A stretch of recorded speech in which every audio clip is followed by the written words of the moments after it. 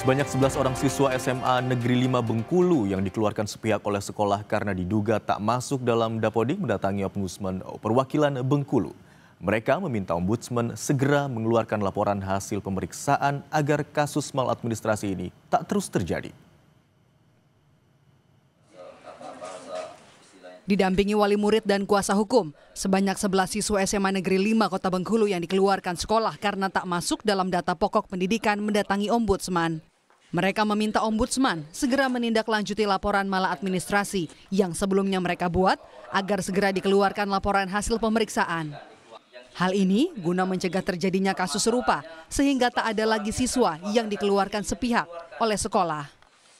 Menurut wali murid, SMA 5 Kota Bengkulu sudah menyalahi aturan dengan mengeluarkan murid tanpa surat dari sekolah dan hanya melalui lisan.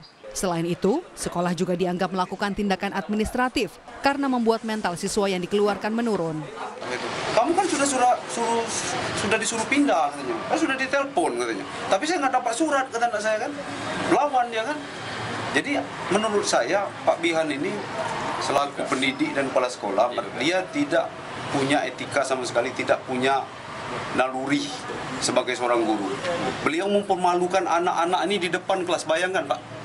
Di depan kelas, di depan guru-guru, bahwa dulu kamu kan sudah disuruh pindah. Bagaimana kira-kira? Sementara itu, Ombudsman menyebut laporan para siswa saat ini masih dalam tahapan proses. Ombudsman berjanji laporan akan disampaikan secara terbuka. Jadi masalah ini di Ombudsman, kenapa sampai hari ini belum terbit LHP, itu bukan karena kami pending ataupun kami mendapatkan tekanan ataupun tidak transparan atau apa, tapi memang itu masih dalam proses. Dan kita kan untuk proses itu kami tidak bisa hanya dengan rapat kami saja Bu, kami harus koordinasi juga ke pusat. Sebelumnya, SMA Negeri 5 Kota Bengkulu mengeluarkan sebanyak 72 siswa karena tak masuk dalam daftar Dapodik.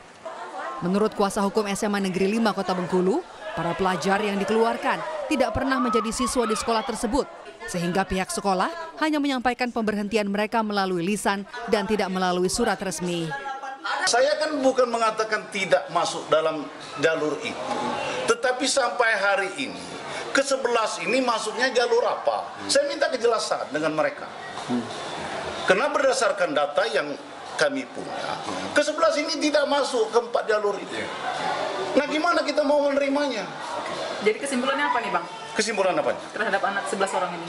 Ya sampai ini kalau tidak ada keputusan yang berubah oleh menteri, maka ini tidak bisa lagi. Dari 72 siswa, 30 diantaranya sudah mencari sekolah baru, sementara 42 siswa masih belum mendapatkan sekolah. 11 siswa diantaranya saat ini menunjuk kuasa hukum untuk meminta kejelasan dan meminta agar dapat bersekolah lagi di sekolah tersebut.